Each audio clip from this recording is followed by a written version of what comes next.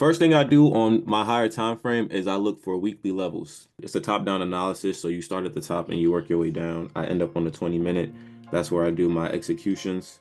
Sometimes I'll go as low as the 10, but mostly I just stay on the 20. So when I'm starting with the weekly, what I'm looking for is weekly high lows. So there's an indicator for free that you can use. It's called higher time frame high/low.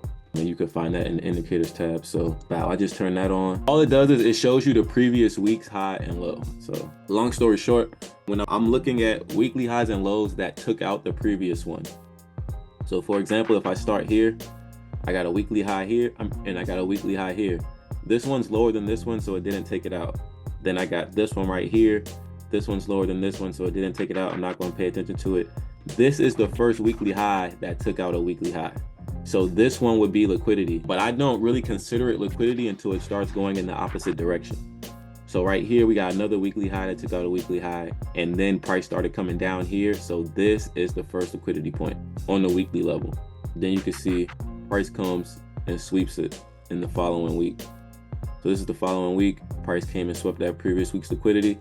And the first thing I do now is look for the previous low week liquidity. But I'm not just looking for any previous low, because you could look here, but none of these are lows that took the previous low. This is the first low. Let's say you see it's coming up, but this is the first low that took a previous week's low. That's how I look for real liquidity. If it didn't take something out previously, then it's not liquidity in my eyes.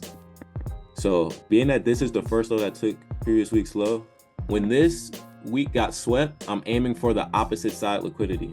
So this is how that trade would have looked for me. And this is just a rough example. We're going to get deeper into it, but let's just say I went 100 pips, stop loss, just aim for that low, bow. And you can see stop loss would have get hit.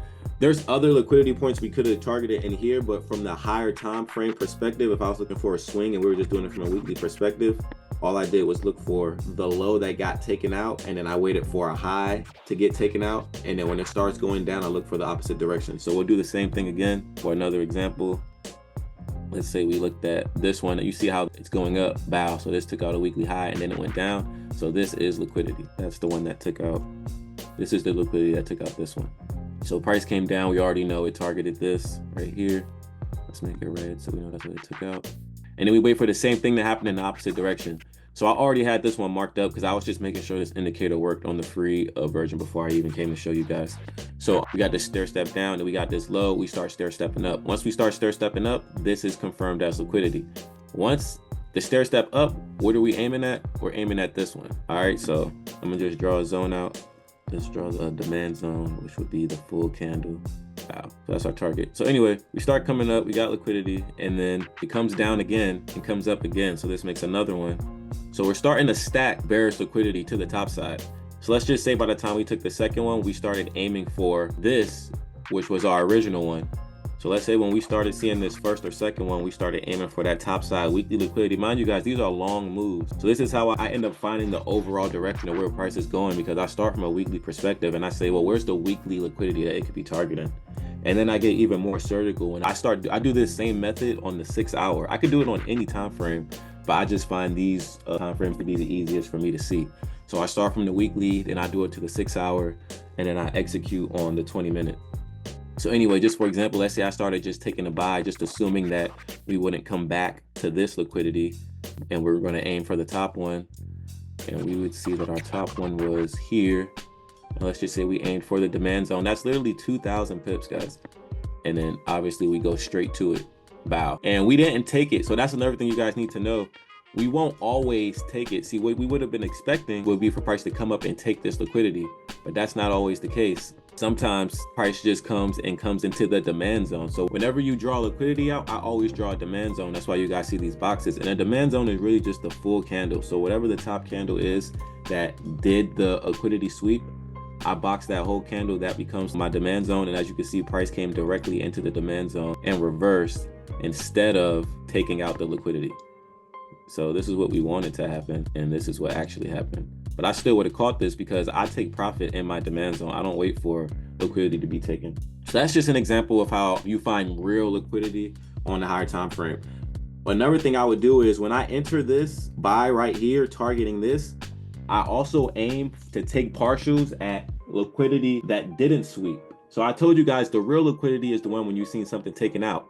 But if I have a weekly high right here that didn't actually take anything out, I use this as, I call this low-hanging fruit. This is the thing that I know will guaranteed get taken out. So sometimes you'll see a little yellow dot or something on my chart, and what do I call these? I call these owed highs.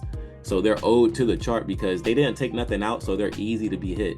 You feel me? Just like this right here, this was the liquidity because you can see how price came down, right?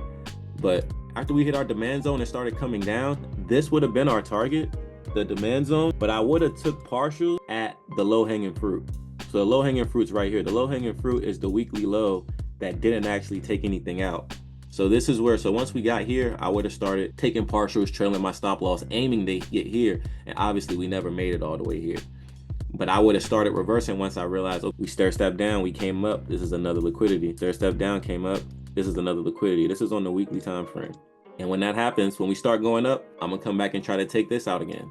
So I got my stair-step, let me go here, let me assume we're not gonna get here to this one, aim back to my demand zone, we get hit again. So it can be really easy, but obviously shit's easier on the higher time frame. This shit is taking months to play out. So then the next thing you would do is you would go down to a lower time frame, which would be your 6 hours. So let me come to the 20-minute, and I'm gonna show you guys the same concept, but using the 6 hour candles. Just let me take my weekly off. So the 6 hours, I'm gonna be blue. You could have them on at the same time, but just for the sake of example, I'm gonna take the weekly off for now, just to show you guys the same concept on the 6 hour. These are the trades you guys normally see. So on the 6 hour, all I'm doing is waiting for, marking up 6 hour highs and lows that took out other 6 hour highs and lows. This is a super high one, so I could tell this one took everything out. Let's just make it green. You can tell this one's a super low one. I can see this one. All right, so let's start here. Price comes up, bow, wicks up here, takes this level out. So not only did it take this 6 hour high, but it also took this one, and then it comes down. So this 6 hour high becomes liquidity. This is automatically a target. So then we come down, we don't worry about it right now, we just keep it as a mental note. Oh, and if it's a liquidity target, you guys know we also have to put demand zone. A demand zone would normally be the candle, but this candle is fucking huge, so I would just put it at the wick. Let's just stretch it out. We're aiming for the liquidity, but we could also just hit the demand zone. So we come down, bow, take this low, and then what's this leg? We have a leg up. So now price is coming up, so this is officially liquidity. So at any point, you could put your buy in, and your bias is that one, so you wouldn't have realized until around here.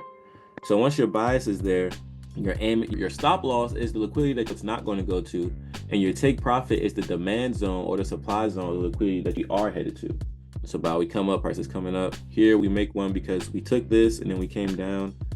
So this was a temporary one. This was a leg down, so this became a temporary one. Price takes this one out and retests it, comes up some more, makes this one because we got the high and then we came down. This is liquidity. Once we come down here, we can say, oh, we're starting to come down. We're gonna aim for the bearish side now. So all I'm doing is, did I draw a demand zone here? Nope. Let's just say I already have my demand zone drawn out, which is the full candle of the 6 hour liquidity. And you can do this on the 1 hour too. It just happens faster. I like looking for swings, so I do it on the 6 hour bow. So the whole time we're coming down, people are trying to decide whether it's going up or going down. This is all I'm looking at. This 6 hour high took everything out. This 6 hour low took everything out. Which one are we trying to get to? Whichever one you're trying to get to, that's how you're on the right side of liquidity. That's how I can enter anywhere in the chart. This is the beginning of the move. This is the end. I can get in right here. You feel me? I can get in right here because I already know that we're aiming this way. So as long as the direction in which liquidity that you're aiming to, you can always make sure you're headed in. So we talked about 6 hour highs and lows. We talked about the weekly highs and lows. We talked about real liquidity. Yeah, man, that's just a couple gems for your head top from the AE archives. Just know when we hop up on these charts, we making that dope scratch. Gang. I can make the dope scratch. I can teach finesse. And I'm about my chick.